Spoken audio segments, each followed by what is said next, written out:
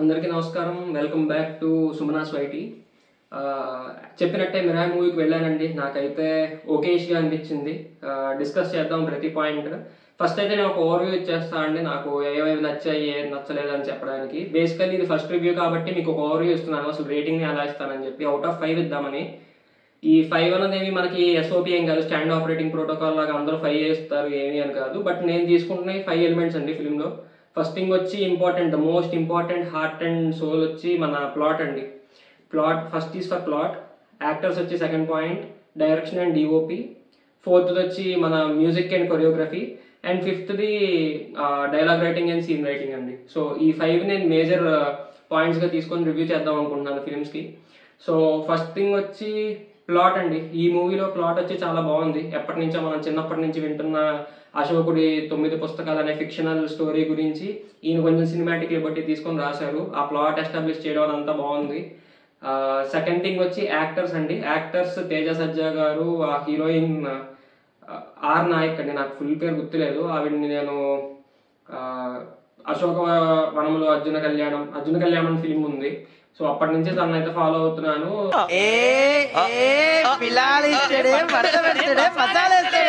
తనదైతే చెప్పాలండి, మాట్లాడాలి దీని గురించి. అయితే నాకైతే యాక్టర్స్ గురించి వాటి డబ్బింగ్ గురించి నాకైతే ఇష్యూస్ ఉన్నాయి.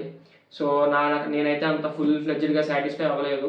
And coming to the third thing, DOP and direction అయితే ఫస్ట్ హాఫ్ మొత్తం వరకు నాకేం ఇష్యూస్ ఏం లేవండి. సెకండ్ హాఫ్లో కొంచెం ఇబ్బంది పెట్టారు వాళ్ళు కూడా. సో చూద్దాము, అది నేను డిస్కస్ చేద్దాం తర్వాత ఒకసారి కంప్లీట్గా ఓవర్వ్యూ ఇచ్చేసాక. And coming to music and choreography అంటే డ్యాన్స్ ఏం లేదు, డ్యాన్స్ నెంబర్స్ ఏం లేవు. బట్ ఒక ప్రమోషనల్ సాంగ్ వదిలారు, అది కూడా బాగుంది. మ్యూజిక్ అయితే బీజిఎమ్స్ అవన్నీ చాలా చోట్ల గూస్ బంప్స్ వచ్చాయండి నాకైతే సినిమా చూస్తున్నాను సేపు. లిటరల్లీ వెరీ గుడ్ వర్క్ అదైతే. And coming to last but not least, the dialogue writing and scene writing problems ఉన్నాయండి. ఫస్ట్ హాఫ్లో అయితే నాకేం అనిపించలేదు, కానీ సెకండ్ హాఫ్లో లిటరల్లీ ఒక యూట్యూబర్ అన్నాడు ఒక సీన్ గురించి, ఇలా ఏం ఉండదులే, ఊరికే వీళ్ళు ఏదో నెగిటివిటీ స్ప్రెడ్ చేస్తారు ప్రతి ఫిలింకి అని అనుకున్నాను. కానీ బట్ అతను ఏం చెప్పాడో హ్యాష్టీస్ అదే ఉందండి. సో ఓకే, డిస్కస్ చేద్దాము. ఓవరాల్ నా రివ్యూ వచ్చి 3 to 3.25 అండి. 3 అంతే. ఇంకా డిస్కస్ చేయాలంటే ప్లాట్ అండి. ఫస్ట్ ప్లాట్ వచ్చి బాగుందండి. ప్లాట్ ఎస్టాబ్లిష్ వరకు బాగానే ఉంది, కానీ మరి దాన్ని ఎంతవరకు ఆయన అనుకుంది అచీవ్ చేశారో మరి నాకు ఐడియా ఉండదు. సో అక్కడ వరకు అయితే నచ్చిందండి. And second coming to actors, Teja Sajja గారు, మంచు మనోజ్ గారు అయితే అసలు లిటరల్లీ బ్రిలియంట్ అండి. ఒక కొంచెం వాయిస్ ఒక్క చోట్ల కొంచెం అడాప్ట్ అవ్వడానికి కొంచెం టైం పట్టింది, ఎందుకంటే అంత బేస్ వాయిస్ వేసుకొని నేను ఎప్పుడూ వినలేదు ఆయన్ని. సో అదైతే నాకు కొంచెం టైం పట్టింది, కానీ బట్ స్టిల్ చాలా బాగుందండి. నేను రాను చాలా ఎంజాయ్ చేశాను. And coming to heroine role అయితే ఏమైతే ఉందో అది నాకు కొంచెం అటు ఇటుగా అనిపించిందండి. ఎందుకంటే ఫస్ట్ థింగ్, ఆవిడది డబ్బింగ్ సరిగ్గా లేదు. ఆవిడ చూడటానికి చాలా క్యూట్ ఉంటారు, ఆవిడది ఏదో హిందీ మూవీకి డబ్బింగ్ చెప్పినట్టు ఉందండి ఆవిడది అయితే.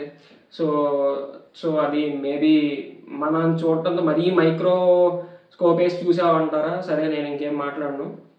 సో డబ్బింగ్ అయితే నాకు ఒక ఇష్యూ అనిపించిందండి ఆవిడతో అయితే. సో ఆవిడేమో ప్లస్ కంప్లీట్గా అట్లా సటిల్ యాక్టింగ్ కాదు అట్లా అని చెప్పి కంప్లీట్గా నవ్వుతా ఉండే టైప్ ఏం కాదు. సో నాకు ఎలా అనిపించిందంటే, సో చూపించిన దాన్ని బట్టి తన ఒక మాంక్ అన్నట్టు చూపించారు, ఒక సెయింట్ అన్నట్టు.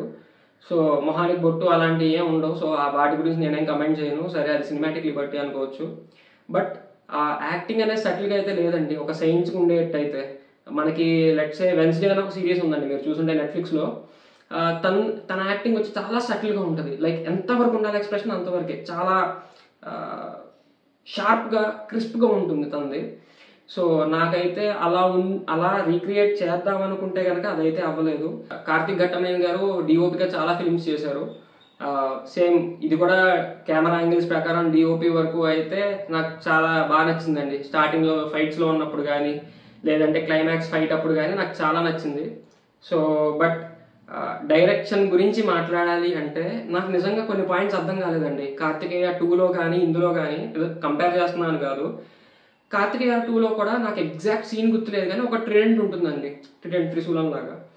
ఆ ట్రిడెంట్ని ఏదో కొండల మధ్యలో తీసుకెళ్ళడానికి అనకూడదు, కానీ ఇందులో మ్యాప్స్ ఏమైనా చూపించారు, కానీ అందులో ఏం చూపించారండి. నాకు అంటే అరే వాళ్ళు వెళ్ళారా అది సినిమారా అంటే నేనేం మాట్లాడను మళ్ళీ. సో ఇక్కడ ఏంటంటే అదేదో కరెక్ట్గా జీపీఎస్ లొకేషన్ ఆన్ చేసినట్టు అదే స్పాట్లోకి వెళ్తారండి. అది అక్కడ కాకపోతే ఏంటంటే అది ప్రొటాగనిస్ట్ రోల్కి, ఇక్కడ యాంటాగనిస్ట్ అండి. యాంటాగనిస్ట్ నిజంగా క్లైమాక్స్లో మంచు మనోజ్ గారు ఈ 9 పుస్తకాలతో అయితే అది ఏదైతే ఉందో అది చివరి తీసుకోవడానికి ఆయన కరెక్ట్గా ఈ తేజ సజ్జా గారి దగ్గరికి వస్తారండి. నాకు అర్థం కాదు అసలు సినిమా అదైతే. అండ్ లిటరల్లీ ఒక ఎగ్జాంపుల్ చెప్తానండి మీకు. ఇప్పుడు ఇదేంటంటే ఇప్పుడు మీ ఇంటికి దొంగలు వస్తున్నారంటే ఇప్పుడు ఒకవేళ దొంగలు వస్తున్నారని తెలిసినప్పుడు మీరు ఇంటి గోల్డ్ దాచిపెడతాం కానీ బయటికి తీసుకొస్తామండి. నాకు అర్థం కాదు, అదొకటి నాకు డైజెస్ట్ చేసుకోలేకపోయానండి. నిజంగా ఒక చోట అయితే లిటరల్లీ ఈ యాంటాగనిస్ట్ ముందు నుంచి తీసుకెళ్తానండి ఒక పుస్తకం అయితే, అది 8th బుక్ అనుకుంటా టు మై నాలెడ్జ్ నేను చూసినంత వరకు. అదైతే నాకు అర్థం కాలేదండి ఆనెస్ట్లీ. మరి మేబీ ఆయన రాసుకుందే అలా రాసుకున్నారా, మరి తీసి అప్పుడు ఎగ్జిక్యూషన్ ఏమైనా మిస్టేక్ వచ్చిందా, మరి ఇది ఏమన్నా క్రియేటివ్ బ్లైండ్నెస్ వల్ల వచ్చిందా అంటే అదేమీ నాకేం అనిపించలేదు. సో ఇదొకటండి. అండ్ ఇంకొకటి 9 పుస్తకాలు తీసుకెళ్ళిపోతున్నాము, ఇదేంటి ఆ మనుషులకి చివరిలో ఒకటి ఇస్తారండి తాయిత్తు లాంటిది, మన తంత్ర విద్యతో ఏదో చేసినది. అది తంత్ర విద్యతో చేసింది మరి కట్టేసుకుని ఉన్నప్పుడు హీరో టెక్నికల్లీ విలన్ దగ్గరికి వెళ్ళాలి కానీ మిగతా మనుషులందరినీ కాపాడడానికి విలన్ను వచ్చి మన ప్రొటాగనిస్ట్ దగ్గరికి ఎందుకు వస్తాడో మరి నాకైతే అదొకటి అర్థం కాలేదండి. అది బేసిక్గా నేను ఫాలో అవ్వలేదా, నా సైడ్ మిస్టేకా, లేదా మూవీ అలానే ఉందో తెలియదు మళ్ళీ ఓటీటీకి వచ్చేంత వరకు. సో ఒకవేళ నేను మిస్టేక్ అయితే నన్ను కరెక్ట్ చేయండి కమెంట్స్లో. నాకు అర్థం కాలేదండి, ఎందుకంటే ప్రజలు ఇబ్బంది పడుతున్నప్పుడు టెక్నికల్లీ స్పీకింగ్ ప్రొటాగనిస్ట్ యాంటాగనిస్ట్ని తుక్కుంటూ వెళ్ళి వాడిని ఏమన్నా చెయ్యాలి కానీ యాంటాగనిస్టే వచ్చి రైల్వే దగ్గర ఫైట్ అన్నది నాకైతే ఒకటే అర్థం కాలేదండి. బీజిఎం అయితే చెప్పా కదండి, నాకైతే చాలా చోట గూస్ బంప్స్ వచ్చేసి నాకు బీజిఎంతో ఇష్యూసే లేవు, చాలా అంటే చాలా బాగుంది. అండ్ ఎస్పెషల్లీ మంచు మనోజ్ గారికి వచ్చే బీజిఎం ఉంటుందండి, లిటరల్లీ ఒక డ్రమ్స్తో వచ్చే బీజిఎం ఒకటి నాకైతే చాలా ఎక్కిందండి. ఓఎస్టీ ఎప్పుడు వస్తుందని చూస్తున్నా దానికోసం అయితే. లిటరల్లీ సూపర్ వర్క్ అదైతే. అండ్ కమింగ్ టు మన సీన్ అండ్ డైలాగ్ రేటింగ్స్ అండి, ఫస్ట్ హాఫ్లో నాకైతే ఇబ్బంది ఏం అనిపించలేదండి. ఫస్ట్ హాఫ్ లిటరల్లీ వెళ్ళిపోయింది, కాకపోతే చాలా బాగా ఎక్కింది నాకు ఫస్ట్ హాఫ్ అయితే. సెకండ్ హాఫ్ లిటరల్లీ అండి నాకైతే ఒక చోట మన అగస్త్యముని ఉంటారు సినిమాలో, అగస్త్యుడికి ఫస్ట్ హాఫ్లో చాలా హైప్ ఇస్తారండి. 3 తరాలని చూశారు ఇలా అని చెప్పి నాకు బేసిక్గా అగస్త్యముని మీద కొంచెం ఐడియా ఉంది, సో ఆయన గురించి చదివిన మీదట. సో ఇప్పుడైతే వన్స్ ఇలా మన ఒకసారి కళ్ళజోడు పెట్టుకొని మాట్లాడటం, భయ్యా అనడం తేజ సజ్జా గారిని, అండ్ నెక్స్ట్ వచ్చి ఇంగ్లీష్లో మాట్లాడటం, నూడిల్స్ తింటామన్నాం. సో ఆయనతో వచ్చిన కామెడీ సీన్స్ నేను పర్సనల్గా డైజెస్ట్ చేసుకోలేకపోయాను. మేబీ అది సినిమాటిక్ లిబర్టీ అని మళ్ళీ మాట్లాడితే నేను అసలు నా దగ్గర నుంచి వర్డ్స్ లేవండి.